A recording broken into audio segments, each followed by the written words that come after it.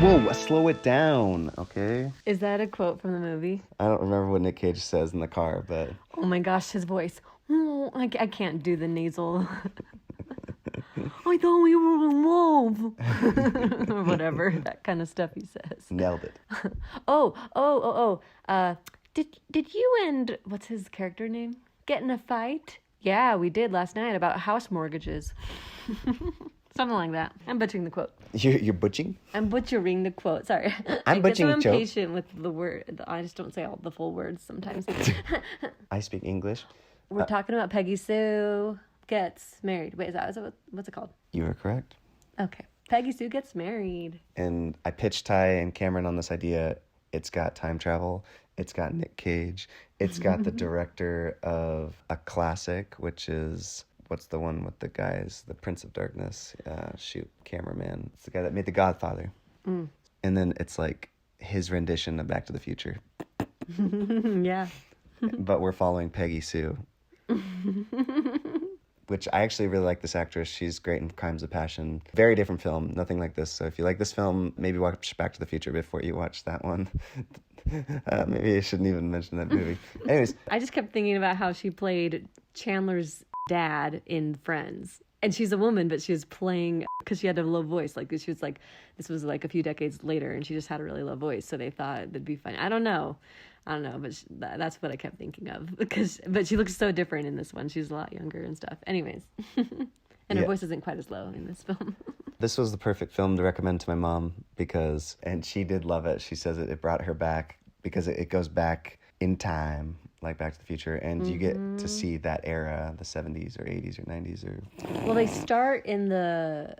do they start in the 90s and then they go back in time Thank to you. the... Yes. Back to the 70s, I think. 60s or 70s, 60s yeah. or 70s, yeah. And I love it. The dad buys an Edsel car, and then the daughter starts laughing hysterically because that company totally tanks, and their cars are not great. So it's just really funny that, like... I like when they do little details like that. It's fun. And similar to Hot Tub Time Machine, they try to like they try to profit off of, or she tells her friend at high school like some tips for him to profit off of her knowledge of the future financially. That's right. Okay, so let's get into this film. It was fun. The whole time, I did not know how it was going to end. The whole time. I was like, wait, so is she actually going to stay with this jerk? Or sometimes I was like, oh, he's not that bad. But then other times I'm like, oh no, she's going to change her future. She's going to get with the other guy. And then we see him and he's like, it's like, oh, no, it doesn't make sense for her to be that interested in him after all. I don't know. Are you saying in Nick Cage? Oh, sorry. No, I was going back and forth between Nick Cage and that other guy. Oh, the poet. Yeah. I'm just saying it wasn't until like the very end that I like right up to the point where it's like she's trying to avoid him, and then they finally like have a confrontation in the garden room or whatever. Like that's when I was like, okay, that's what she's choosing. But before that, I was like, I really do not know what she's gonna choose. The garden room? You mean in the basement when he's shaking her? And you're like, Nick Cage is horrible. No, later, after her grandpa and his friends try to help her time travel, and then Nick Cage steals her, and then... oh, that's right. And then he takes her to, like, this big garden dome thing. Oh, yeah. And then they make Helen. Right? Helen? Helen Hunt? Oh, they create Helen Hunt. Okay. Yes. Helen Hunt is her daughter, which... You were like, they do not... She looks too old to be her daughter, right? Or no, well, Kathleen looked too young. Yeah, you're right. She did look young, but I just know Helen Hunt in her older years, so it was hard for me to really... Seeing them side by side, I'm like, no, they look the same age. Yeah, well, it's funny how they tried to do like similarly to Back to the Future, like make the parents look old just by putting like white stuff in their hair. Yeah. And then Nick Cage like talking a little bit differently. And then he tried to use this voice like he was like in high school, and it's so distractingly crazy. Like, it's so distracting. Yeah. It like you would think after a while you would just get used to it. But nope. every No. single time. I know. Every time I hear it, I'm like, oh, jeez. But it's really fun to see that Jim Carrey makes a cameo in this. Yeah, and Uh, he's not the star. It's like hard. I don't think I've ever seen a movie where he's not the star. yeah, just seeing him play a small role is so bizarre. And even Nick Cage, like he wasn't the main character either. But I mean, you see quite a bit of him. Mm-hmm. And then, I mean, I just have to get right into it. And we just have to talk about him getting really upset at her and then walking up to the window with his fingers. And then like moving him around, and then him picking up a pillow and debating whether or not he wanted to smother her to death. Yeah. It was crazy. Oh my goodness. I would have been a little more satisfied with the script and with her choosing him if he had actually said a sincere apology. Like I feel like we're missing that. He just made a bunch of promises of like, I love you and I've always loved you and I'm going to always love you and all that. And that's great. But like after she comes back to the regular time, he needs to actually apologize for the affairs. And maybe I missed it. Maybe they already spoke about how he did apologize. But if he had apologized more, then it's like I would have been, okay, I'm on board with all this. But I still struggled at the end. I still think he was like, like what the heck?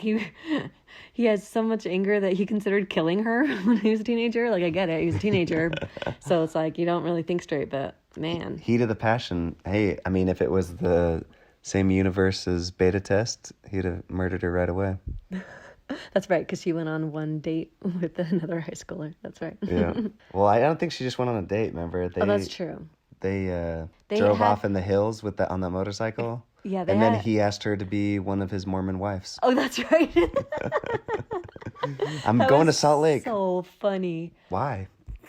Because you're going to be one of my wives. Come with me. That was so funny. Because polygamy is legal. Oh my gosh. I love how she's like, you know what? You should write about this in the future. And then he did. He wrote a book about his love from one night or whatever. Yeah, and I like how she ends up talking to the nerd about like time travel. Mm-hmm. And there was just lots of it. This is such a strange movie. Yeah. And I like it so much. I love when they're singing to the girls and the girls are like melting and Oh yeah. and it's so good. I just love Nick Cage on the stage singing and Jim Carrey standing up next to him. I don't think you'll see that ever again, right? Nick Cage and Jim Carrey never worked together. Oh, probably not. No, I think they were always stars after that, right? Yeah, always the lead. There were one or two other big names that were in it and they didn't play big parts. I guess Helen Hunt is Helen Hunt, who I'm thinking Jim of. Carrey, Nick Cage. Fun. You're right. It's quirky and strange. It's so strange. It's very entertaining though. Yeah. Well, it's crazy that Brent Coppola goes from making like Apocalypse Now, The Godfather, which are like masterpieces, and then all of a sudden, I don't know. He did those and then he did Peggy Sue? Yeah, he just out of left field, like, then it's like Dracula, then Peggy Sue. Let's see. Yeah, because it was Godfather. Oh, yeah, between Godfather Part 3 and after Part 2, yeah, he went Apocalypse Now, The Outsiders, and then he started making some interesting films. Yeah, I haven't seen Rumblefish, but yeah, then he did Peggy Sue. So it's such a strange film, but I love it. Because I love anything Nick Cage is in, especially when he makes such a big choice like this. I'm sure he told the director, like, I need to talk. Yeah. With the nasally voice. Yeah. Which I get it. He was sounding younger, but it was just, it's just so distracting. Yeah. I do like that she learned a lot more about him and that like before she never had any idea that he had sung with that one group or whatever and that he was trying to make it with them and that he sacrificed that because he felt like she wanted a more stable job, so he did it for her. Like she was able to learn a lot of those things that helped her, like just like that. I guess some of those things were part of the basis for why she struggled with the marriage is that she just always doubted that he actually loved her, or I don't know. We already mentioned the era, very fun, totally reminds me of what kind of a life my parents had before cell phones, how different time was, and people spent a lot more time reading books and singing and dancing. Right. Yeah, and I think they did a good Oh. job of highlighting the props, right? I just loved Nick Cage because in a lot of the older films, that when they park a car, usually the guy's always getting frisky and trying to like push the limits with the girl. Yeah. It was so funny to see her trying to get really intense with Nick Cage, and he was like, "Whoa, Yeah. slow down." Oh, you did the voice spot on. That's right. Oh, it's beautiful. And I don't know if she knew this, but we as the audience saw her dad tell him, you better not do anything, like, before they went off. And it's just cool that he did respect her dad's wishes. I don't know. And it's just fun to see her, like, being so nice, because she's an older woman in a young girl's body. So it's just fun to see her so sweet to her sister. And her sister's like, "What's the matter with you?" And her parents are like, "Are you on drugs?" And then she's like grabbing her dad's alcohol and just drinking. And he's like, "What do you think you're doing?" She's like, "Sorry, I had a rough day." Yeah, it's great. I love it.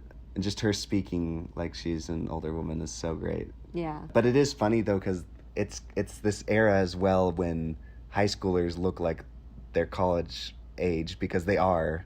And so it's just funny because they're trying to act younger by the way they dress and act. It's such a funny movie because you got, like, they're going to this, 25-year reunion, and they've all got, like, white stuff in their hair, and they're trying to act older. And then they go back in time, and they're still... trying to act juvenile. And they're trying to act juvenile. And so it's just funny to see, like, them trying to act different ages while still looking pretty much the same. Yeah. Like, them being older, all they did is put a little bit of wrinkles on their face and a little bit of white in their hair. Yeah. So it's just funny to see that and be like, I don't mind it. I only kind of, not that I minded it, but I just noticed it the most with her, with the main character. Like, I feel Nick like Cage, I mean. Yeah, I don't know. I felt like Nick Cage was able to look young. Everyone else was able to look pretty young when they were playing the high school roles. But her, the whole time, I just kept thinking, like, are they wanting us to imagine that she looks younger? Like, but I think you're right. They were just trying to make her look the part, but to me, she didn't really look very young. Yeah. Just, I don't know. That's all. No, it doesn't matter. I wasn't bugged by it. It was really funny, all the white hair, or all the white dust in their hair at the reunion. Yeah. It's a fun film. It's lighthearted, quirky, not as good as Back to the Future, but in a similar vein. But you get to follow a girl going back in high school, and then I was gonna say kind of make things right, but I'm not sure she really did. It's kind of like a Hot Tub Time Machine situation, like you said. Like, she kind of played the system a bit. Yeah. I think she mostly learned. She learned about her husband. Yeah, well, and I think it doesn't really say, but it kind of alludes to the idea that because how she acted, similar to Back to the Future, like the dad making that arc of punching Biff, he suddenly becomes a stronger person by the end. In the future, it changes the future. Similar in this movie, like her kind of showing that, hey, I can, I don't need you. Suddenly Nick Cage realized he needed to step up his game, and he made a few changes. And so I think maybe, he decided not to cheat on her. It's just an idea. I don't know if it happened. That's why he didn't apologize. Yeah. Let's go with that. I like it. That she changed the future because of the things she did in the past. I think that's what happened. Like I said, they kind of keep it ambiguous, which I actually like. I like that they're not kind of spell it out for you. Yeah. Yeah. But, yeah. I still think Hot Tub Time Machine might be my favorite. And then obviously Back to the Future is a classic. I enjoyed Peggy Sue more than Hot Tub. I need to watch Back to the Future because I've only seen it forever ago and don't remember anything about it. I can't believe you. I know. Oh, and before we go, do you want to say really quick your thoughts on Big Trouble in Little China? Oh my goodness, that show was wild. Oh my goodness, I've never seen a movie like that. I think that's how you explained it. You're like, how did you explain it? Well, it's kind of an anomaly, like. That's what you said. This film is an anomaly.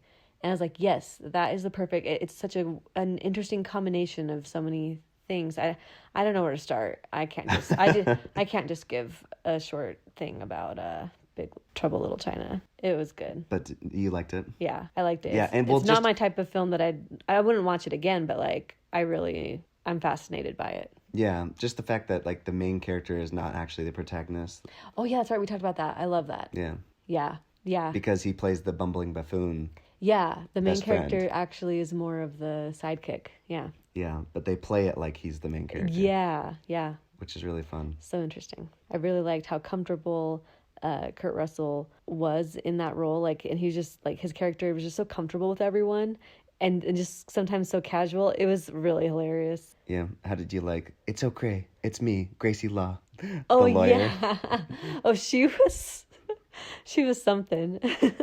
That's how you should, when you come into the office, just be like, it's okay, it's me, Tatiana. Oh yeah, it's me. I'm here. Everyone can be okay now.